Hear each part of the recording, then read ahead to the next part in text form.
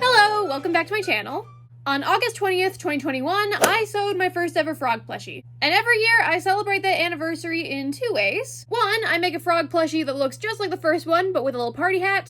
And two, I order a cookie cake. And you might be thinking, why is this an anniversary worth celebrating? And that's a great question. And I'm gonna eat this cookie cake while I tell you about it. But first, let's take a look at this bad boy. Oh, I love Insomnia cookies. This isn't sponsored, this is just where I like to get my cookies. I'm gonna cut this up first because there's no way in heck I can eat this all in one sitting, but I am excited to eat some of it.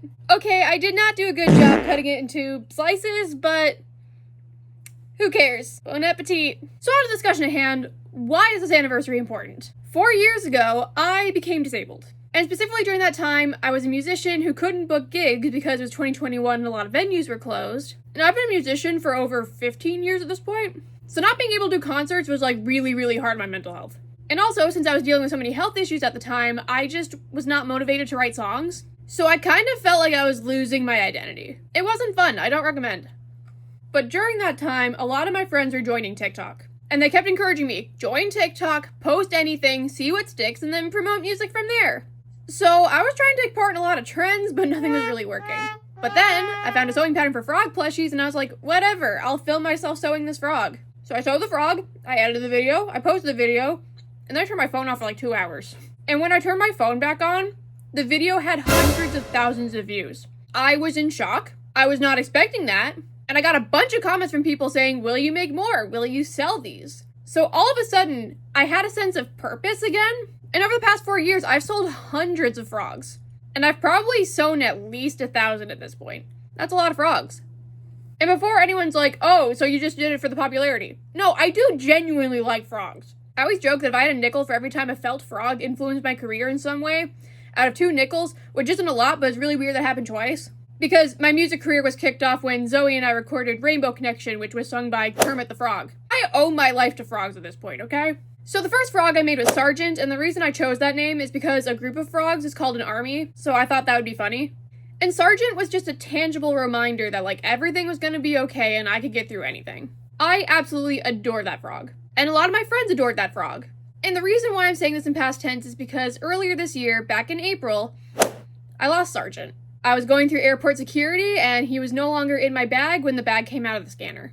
I don't know if I have the words to describe how crushed I felt. I'm still sad about it months later. I couldn't stand looking at my purse or my desk without a little, like, lumpy, poorly sewn frog, so I did make him a brother. This is Colonel. Once again, going with the military names. And yes, Colonel has helped fill that void, but I do miss Sergeant.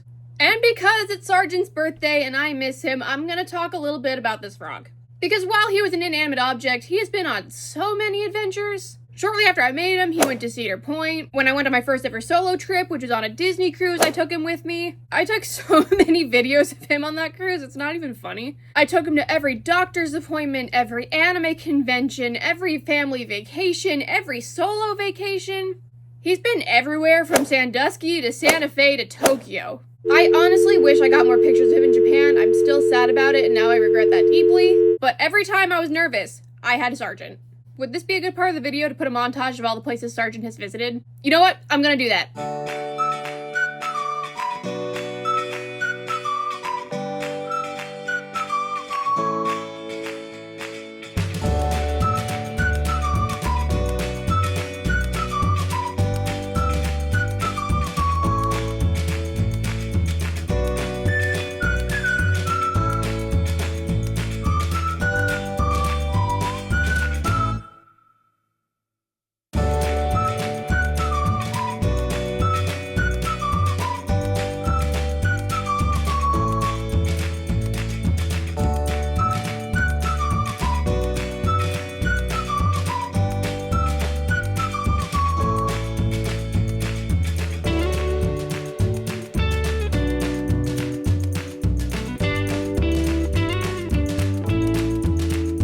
See what I mean?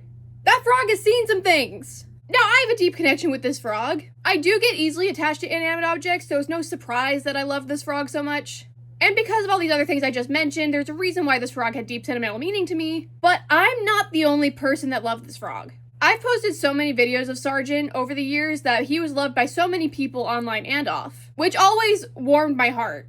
I've had a couple of friends where I told them the story of Sargent and they were excited to meet him. He was, in a way, an internet micro-celebrity.